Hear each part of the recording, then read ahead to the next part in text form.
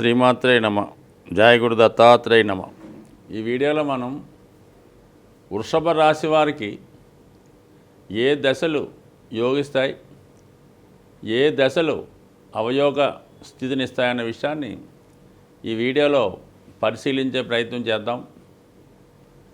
సాధారణంగా వృషభ రాశి, అలాగే కొంతమందికి లగ్నం కూడా వృషభ లగ్నం అయినప్పుడు ఈ ఫలితాలు ఇంకా యాక్యురేట్గా ఉండే అవకాశం ఉంటుంది. కేవలం వృషభ రాశిలో ఉంటూ వారి యొక్క జన్మలగ్నం ఈ వృషభ రాశిలో కానీ, లేదంటే దానికి అనుకూలంగా ఉన్నటువంటి కన్యా లగ్నం కానీ, మకర లగ్నం కానీ అయినప్పుడు వీళ్ళకు కూడా కొంతవరకు యోగించే అవకాశం ఉంది. బట్ ఏదైనా మరి ఈ దశ ప్రభావంలో ఈ వృషభ రాశి వారిని పరిశీలించినప్పుడు ముఖ్యంగా ఇందులో ఏ పాదాలు కృత్తిక, రోహిణి, మృగశిర ఈ నక్షత్రాల్లో జన్మించిన వాళ్ళు మనకి వృషభ రాశిలో ఉండడం జరుగుతూ ఉంటుంది. సో మరి కృత్తిక నక్షత్రంలో జన్మించిన వారికి ఏంటంటే ఇదిలో 2, 3, 4 పాదాలు ఉంటాయి కాబట్టి వీళ్ళ జీవితం రవి మహాదశతో ప్రారంభమవుతుంది. రవి సాధారణంగా మరీ బిగినింగ్లో పడితే 4 సంవత్సరాల నుంచి 1 సంవత్సరం లోపు కూడా రవి దశ ఉండే అవకాశం ఉంది. ఇది సాధారణంగా బాల్య దశ అవటం, మరి కృత్తికలో జన్మించిన వాళ్ళు చాలా ఉత్సాహంగా ఉండడం వల్ల కొంతవరకు ఇది తల్లిదండ్రుల యొక్క వాళ్ళు స్థితిని బట్టి, అప్పుడు ఉన్నటువంటి వ్యవహారాన్ని బట్టి ఈ జాతకుడికి ఈ బాల్య దశ నడుస్తూ ఉంటుంది.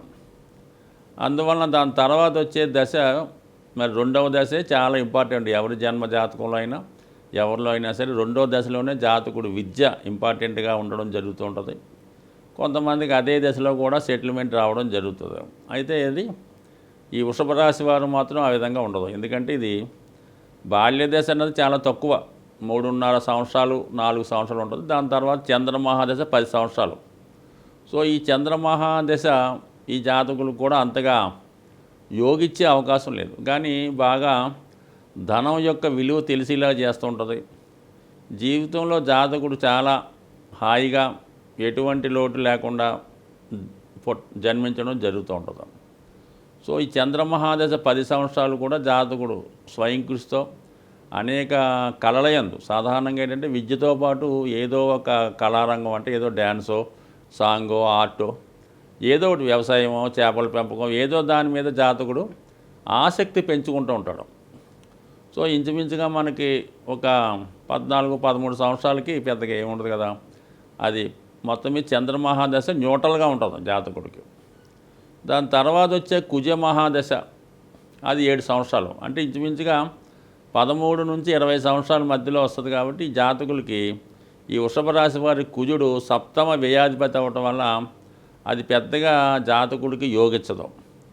మరి అప్పుడు ఉన్నటువంటి స్థితిని బట్టి జాతకుడు ఎక్కువగా కుజుడు యొక్క ప్రభావం వల్ల ఎక్కువగా అవుట్డోర్ గేమ్స్, అలాగే ఏదో ఒక లీడర్షిప్ క్వాలిటీసు ఇవన్నీ రావడం వల్ల ఏంటంటే అప్పటికి సాధారణంగా ఏంటంటే సొంత నిర్ణయాలు తీసుకోవడం, చెప్పిన మాట వినకుండా ప్రవర్తించడం, అందువల్ల కొద్దిగా కొంతమంది వాళ్ళ బిహేవియర్ అంతా కూడా కొద్దిగా డిఫరెంట్గా ఉంటూ ఉంటుంది. అంటే ఇంట్లో పనులన్నీ చేసి పెడుతూ ఉంటారు, చాలా యాక్టివ్గా చాలా హుషారుగా ఉంటారు, కేవలం చదువు తప్ప మిగతా విషయాల మీద ఇంట్రెస్ట్ చూపిస్తూ ఉంటారు.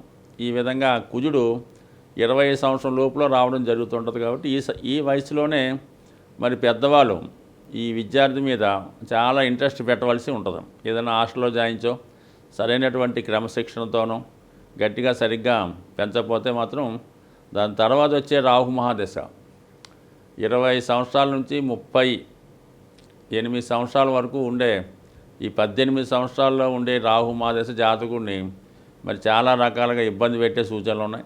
అదే కొంతవరకు వాళ్ళు వృత్తికి, వాళ్ళు ఉన్నటువంటి పరిస్థితికి వ్యతిరేకంగా కొంతమందికి చాలా బాగా యోగిస్తూ ఉంటుంది. ఇది మరి ఇదే రాశిలో ఈ మెడికల్ సంబంధించిన విద్య చదువుకునే వాళ్ళకి కానీ, అలాగే హాస్టల్లో ఉండి చదువుకునే వాళ్ళకి కానీ, వేరే వాళ్ళ ఇంట్లో వెళ్ళి అక్కడ చదువుకునే వాళ్ళకి కానీ అది అనుకూలిస్తూ ఉంటుంది. బట్ ఏదైనా సరే రాహు మహాదశలో సరైనటువంటి క్రమశిక్షణ, సరైనటువంటి అజమాయిషీ లేకపోతే కనీసం 20 నుంచి 35 సంవత్సరాల మధ్యలో కాబట్టి జాతకుడు అనేక రకాల స్ట్రగుల్స్ ఫేస్ అవ్వాల్సి ఉంటుంది.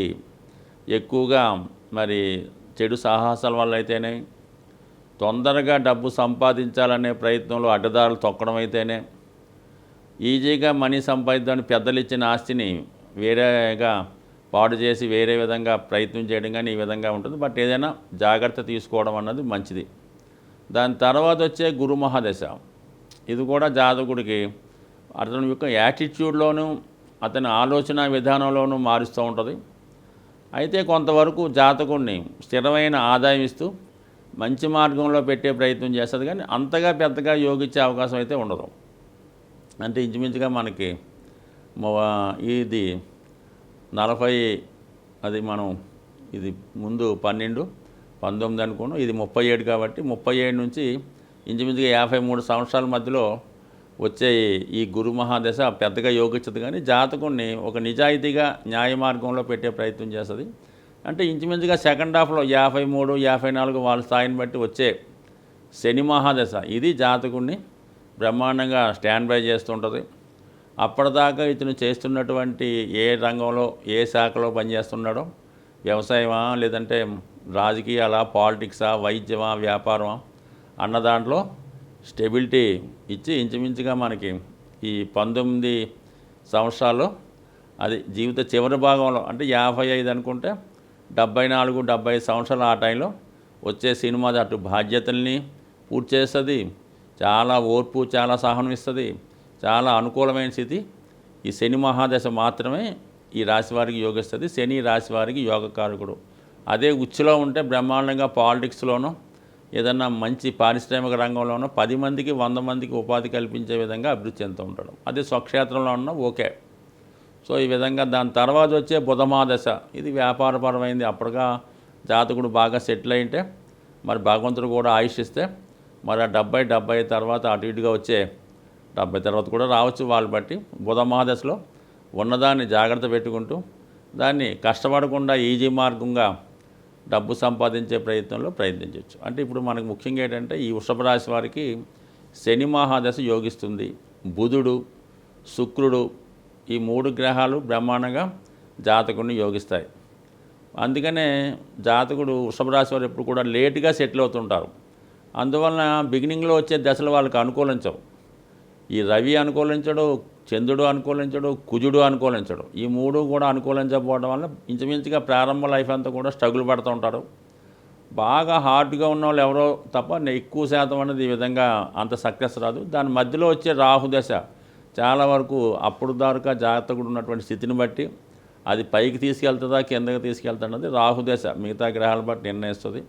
సో లేటుగా వచ్చే సెకండ్ హాఫ్లో వచ్చే దశలే జాతకుడికి ఉపయోగించే అవకాశం ఉంది. కాబట్టి ముఖ్యంగా ఈ రాశి వారికి శని, బుధ, శుక్ర మహాదశలు ఎక్కువగా యోగించే అవకాశం ఉంది. బాగా ఇబ్బంది పెట్టే దశలు కొంతమందికి ఏంటంటే లగ్నం వృషభ లగ్నం అయి వేరే నక్షత్రంలో రాశిలో జన్మించిన వారికి వృషభ లగ్నం అయినప్పుడు వాళ్ళకి బాగా ఇబ్బంది పెట్టే దశలు కుజ మహాదశ. సప్తమ వ్యయాధిపతిగా అది చాలా ఇబ్బంది పెడుతుంది. అటు వైవాహిక జీవితానికి చికాకు పెడుతుంది, వ్యాపార వ్యవహారాల్లో చికాకు పెడుతుంది, స్థిరాస్తి అమ్మేదాకా కూడా ప్రాబ్లం చేస్తూ ఉంటుంది. ఫర్ ది సేమ్ టైం కేతువు కూడా మరి సప్తమాధిపతిగా వ్యయాధిపతిగా కూడా అదే లక్షణాన్ని కలిగి ఉంటాడు. కాబట్టి కేతు మహాదశ కూడా బాగా ఇబ్బంది పెట్టే అవకాశం ఉంది.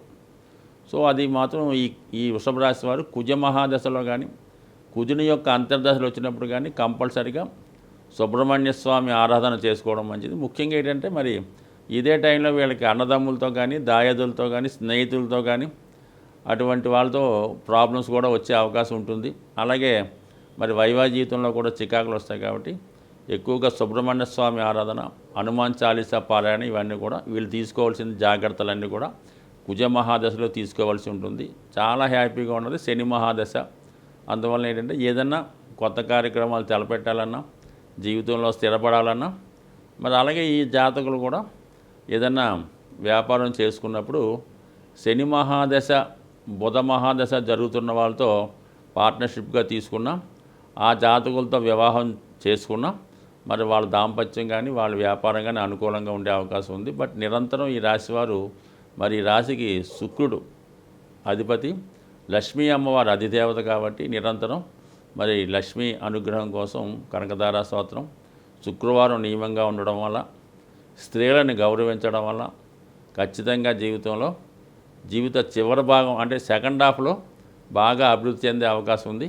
ప్రతి సమస్యకి ఒక పరిహారం ఉంటుంది. ప్రతి గ్రహానికి కూడా ఒక విధమైనటువంటి పరిష్కారం ఉంటుంది.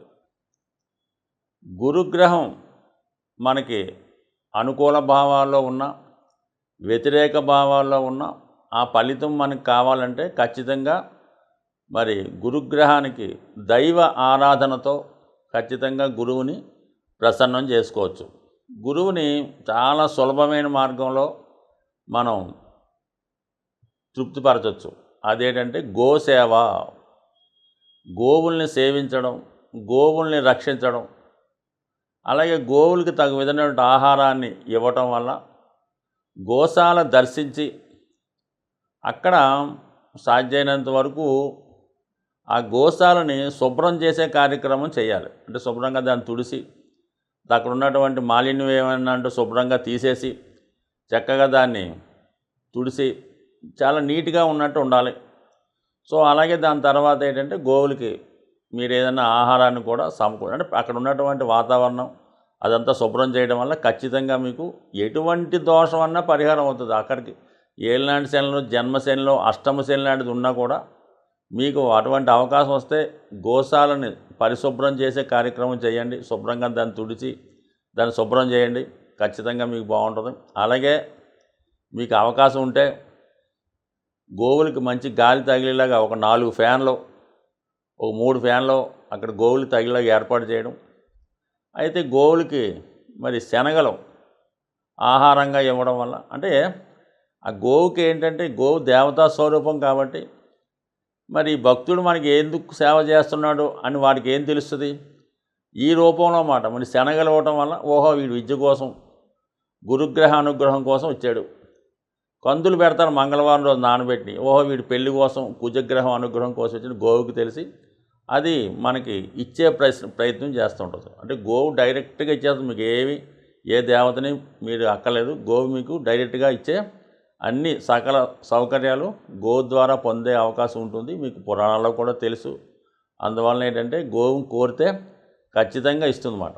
సో అలాగే మరి కుజుడు కూడా కలిసి ఉన్నాడు కాబట్టి మంగళవారం రోజు లేదా మంగళవారం రోజే మీరు గోశాలకు వెళ్ళి గోవుకి నానబెట్టినటువంటి కందులు లేదా దాంతో బెల్లం ముక్క కలిపి, లేదంటే చెరుకు అంటే చెరుకు పిప్పి కానీ చెరుకు దవ్వ ఏది ఉంటుందో అది ఇవ్వచ్చు. ఇంకా అద్భుతమైన రెమెడీ, మీరు చాలా ఇబ్బందుల్లో ఉన్నారు, అప్పులు కురిగిపోయారు, ఇంకా మీరేం చేయలేరు అనుకున్నాం, అప్పుడు ఆ గోశాలకు వెళ్ళి మీరు ఎంత బరువు ఉన్నారో అక్కడ చూపించుకోండి. మీరు ఒక 60 కేజీలు ఉన్నారనుకోండి, 60 కేజీలకి బెల్లం ఎంత ఖరీదు అవుతుంది? కేజీ 100 రూపాయలు, 6000 అక్కడ డొనేట్ చేయండి. వాళ్ళు దేనికి ఉపయోగిస్తారో మనకు అనవసరం, మీరు అక్కడ డొనేట్ చేయండి. మీకు ఓపిక ఉంటే 60 కేజీల బెల్లం కొని తూకం వేసుకొని అక్కడ ఇవ్వండి. ఖచ్చితంగా మీకు మరణ సమస్యన ఇంకా ఉరిశిక్ష పడిపోయినా దాని నుంచి తగ్గిపోయే అవకాశం ఉంది. ముఖ్యంగా మరి ఈ కుజ గురులు అనుగ్రహించాలంటే గోవుతో పాటు ఆంజనేయ స్వామిని ఆరాధించడం వల్ల, అలాగే హనుమాన్ చాలీసా పారాయణ వల్ల ఖచ్చితంగా మీకు ఈ 2 గ్రహాలు కూడా మీకు అనుకూలమైన ఫలితాలు ఇవ్వడంలో ఖచ్చితంగా సహాయపడతాయి. ఫలితాలు కూడా చాలా శీఘ్రంగా ఇచ్చే అవకాశం ఉంటుంది. స్వస్తి.